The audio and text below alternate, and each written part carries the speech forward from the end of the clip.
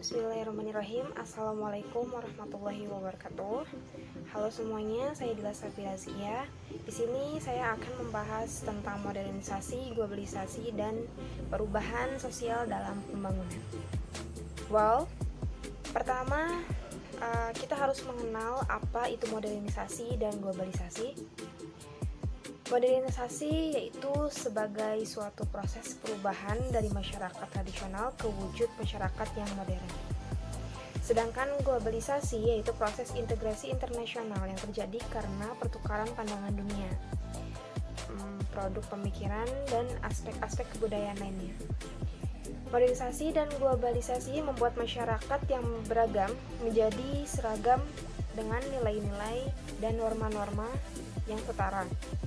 Keseragaman ini dibentuk oleh modernisasi dan globalisasi secara alkulturasi.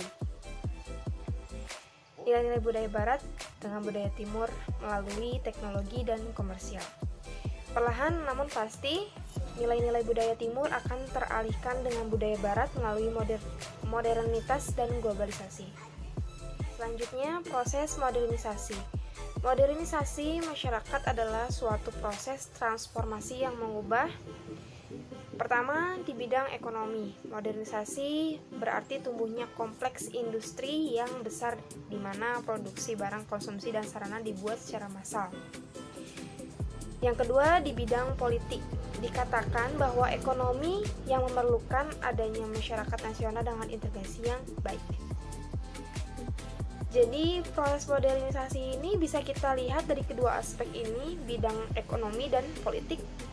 Keduanya sangat terasa ya teman-teman jika ada perubahan di tiap tahunnya atau bahkan di tiap bulannya. Selanjutnya, Surjono Soekunto mengemukakan bahwa sebuah modernisasi memiliki syarat-syarat tertentu, yaitu yang pertama, cara berpikir yang ilmiah yang berlimbaga dalam kelas penguasa atau masyarakat. Yang kedua, sistem administrasi negara yang baik yang benar-benar mewujudkan birokrasi. Yang ketiga, adanya sistem pengumpulan data yang baik dan teratur yang berpusat pada suatu lembaga atau badan tertentu. Yang keempat, penciptaan iklim yang menyenangkan dan masyarakat terhadap modernisasi dengan cara penggunaan alat-alat komunikasi massa. Kelima, tingkat organisasi yang tinggi yang di satu pihak berarti disiplin, sedangkan di lain pihak berarti pengurangan kemerdekaan. Yang keenam, sentralisasi wewenang dalam pelaksanaan perencanaan sosial. Syarat-syarat ini akan menghasilkan suatu perubahan sosial yang pastinya menjadi lebih baik lagi. Di slide terakhir, saya akan membahas perubahan sosial beserta dua pengertian menurut para ahli. Yang pertama, proses perubahan sosial ialah perubahan norma-norma sosial, pola-pola sosial, interaksi sosial, pola perilaku, organisasi sosial, lembaga masyarakatan, lapisan-lapisan masyarakat, serta susunan kekuasaan dan wewenang. Dapat berlangsung dalam kurun waktu cepat atau perlahan. Jadi, perubahan sosial ini sangat luas.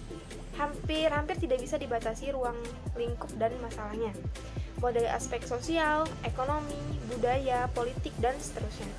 Konsep modernisasi dalam arti khusus yang disepakati teoritis modernisasi di tahun 1950-an dan tahun 1960-an didefinisikan dalam tiga cara: histori, relatif, dan analisis. Selanjutnya, di sebelahnya itu pengertian tentang perubahan sosial dari para ahli. Yang pertama itu dari Kingsley Davis, memandang bahwa perubahan sosial adalah perubahan yang terjadi dalam struktur dan fungsi masyarakat. Yang kedua, Samuel Koenig menyatakan bahwa perubahan sosial menunjukkan pada modifikasi-modifikasi yang terjadi dalam pola-pola kehidupan manusia. Contoh dari pembahasan ini bisa dilihat dari perubahan yang terjadi pada pembangunan, gaya hidup, sistem pendidikan dan pekerjaan, dan masih banyak lagi. Cukup pembahasan kali ini.